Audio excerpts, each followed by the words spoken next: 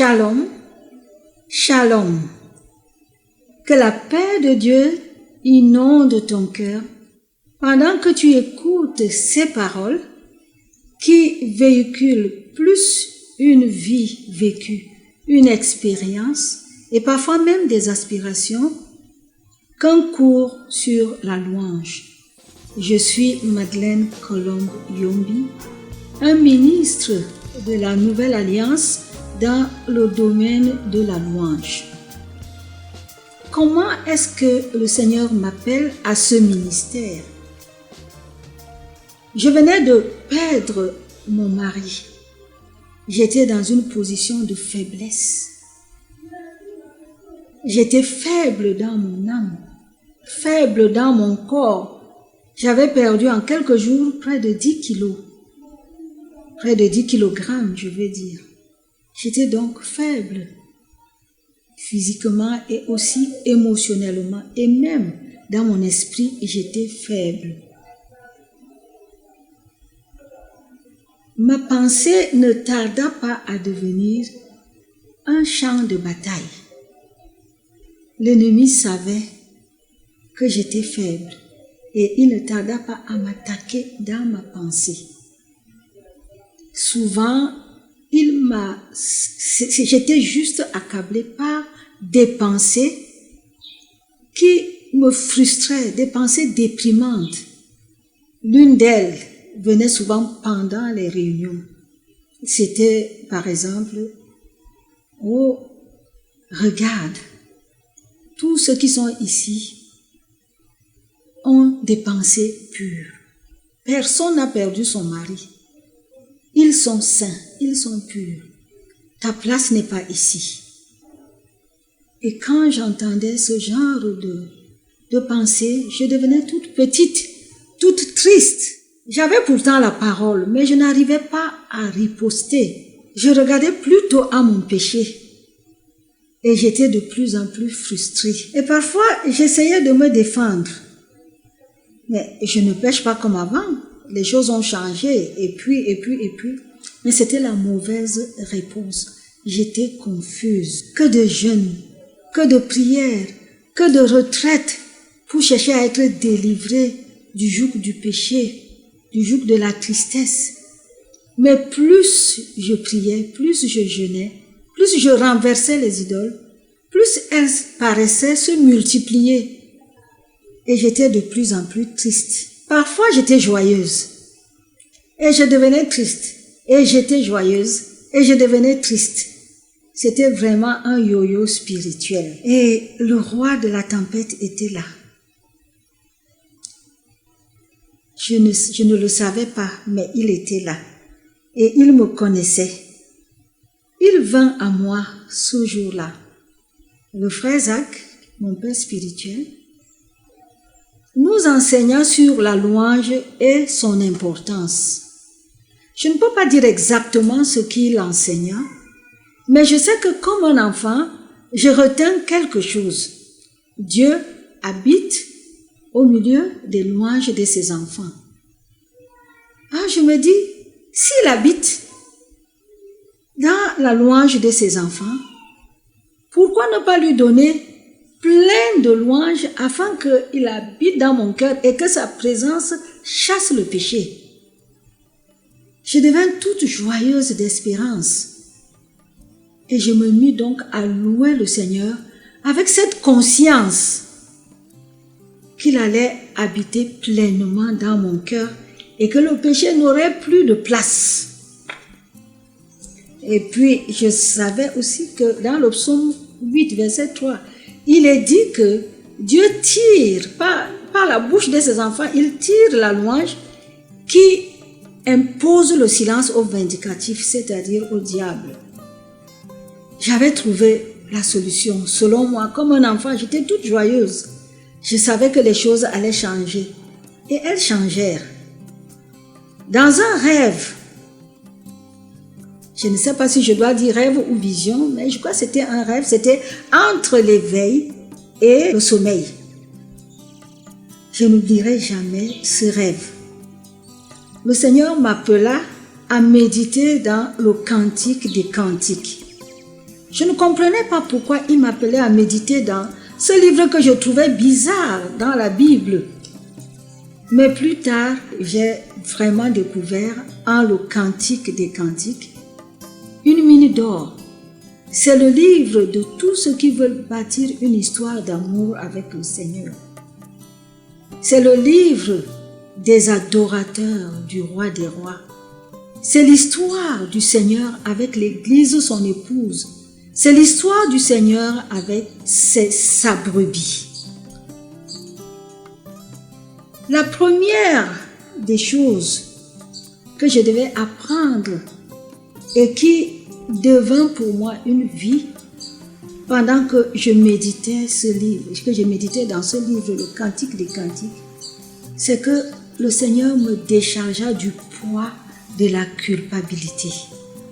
Le Seigneur me déchargea du poids de mes luttes, vaines luttes, je dois dire, parce que il m'a appris que je n'avais pas à lutter pour ma sanctification, mais que je devais travailler à ma sanctification. Il me dit, enfin je le perçus pendant que je méditais, qu'il était devenu ma sanctification. Il était devenu ma justice en mourant sur la croix pour moi.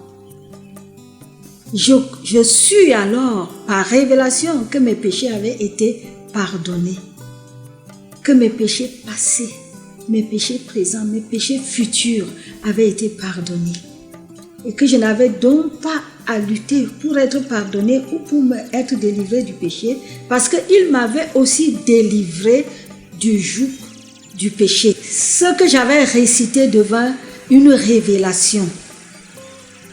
Je vis le Seigneur Jésus, mon libérateur. Je vis le Seigneur Jésus, mon sauveur. Et je me détournais de cette tendance à regarder à mon péché, à me justifier quand le diable m'accusait. Je n'avais plus à me justifier. Le Seigneur avait payé ma dette. Gloire soit rendue au Seigneur Jésus-Christ. Pendant que j'essayais de m'excuser, de me justifier, de me défendre, lui, il me voyait selon l'œuvre qu'il avait accomplie. Il me regardait avec les yeux d'amour. Il m'appela ma parfaite, ma belle, mon amie.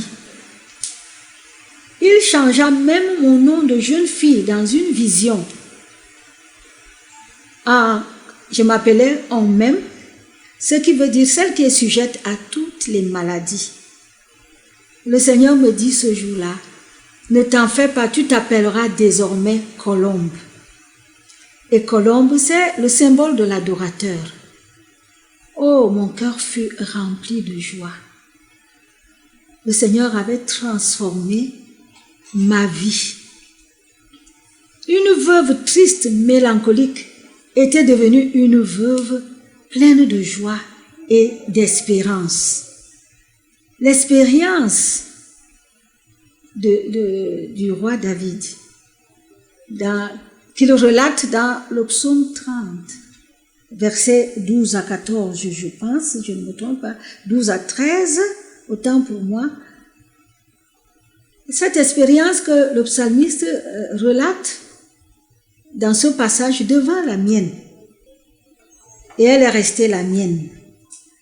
Comme lui, je dis, Dieu, tu as transformé mes pleurs en une danse de joie et tu m'as ôté mes habits de deuil pour me revêtir d'un habit de fête, afin que de tout mon cœur et sans me lasser, je chante sans cesse. Éternel mon Dieu, je te louerai à jamais. Les racines fragiles de mon ministère de louange s'enfoncèrent solidement dans l'œuvre accomplie par le Seigneur Jésus pour moi sur la croix. La soif de plaire à Dieu se saisit de moi et elle grandissait. Et je voulais plaire au Seigneur par mon ministère de louange. L'expérience aussi de Jonas était devenue mon expérience. Le Seigneur n'avait pas supporté de me voir dans cette adversité Pendant que je le louais, le Seigneur me mit au large. J'avais rencontré le roi de la tempête et je connaissais la paix dans mon cœur. Et à partir de cette paix, je louais le Seigneur. Je louais le Seigneur. Il y avait ce débordement de son amour, d'un cœur rempli d'amour du Seigneur, d'un cœur heureux du pardon du Seigneur. C'est à partir de ce cœur que j'ai commencé à le louer avec plus de zèle. Voilà ce que le Seigneur fit. Et plus tard, il me donna une définition très claire, circoncise de ma mission sur la terre. Le Seigneur m'appelait à une louange pure, une louange permanente, une louange abondante et surabondante, une louange continuelle et croissante, une louange sacrificielle et coûteuse, une louange, cette louange à lui mon Dieu. Le Seigneur m'appela clairement à un ministère à lui. La louange, c'est un ministère au Seigneur. Je sus alors pourquoi le Seigneur m'avait créé et pourquoi il m'avait sauvé. Et depuis lors, toute ma vie a changé. Pendant que je continuais dans ma course, ma poursuite du bien-aimé dans le Cantique des Cantiques, aidé par mon discipuleur, je dis merci au Seigneur pour tous les événements importants de ma vie. J'écrivis alors plus de 500 sujets d'action de grâce sur ma vie. Ce fut un moment exaltant. Ce fut un moment d'autodélivrance. Ce fut un moment d'une communion profonde avec le Seigneur. Je fus même délivré du complexe de l'enfant naturel. C'était juste merveilleux. Le Seigneur me montra que je n'étais pas un accident, qu'il m'avait désiré, qu'il m'avait même choisi avant que je ne sois dans le sein de ma mère. Donc le fait que je sois née hors foyer ne changeait rien à son amour pour moi. Il m'avait désiré, il m'avait choisi avant même la fondation du monde. Waouh! Mon cœur satisfait, plein de la grâce de Dieu, louait son Dieu et louait son Dieu et loue encore son Dieu.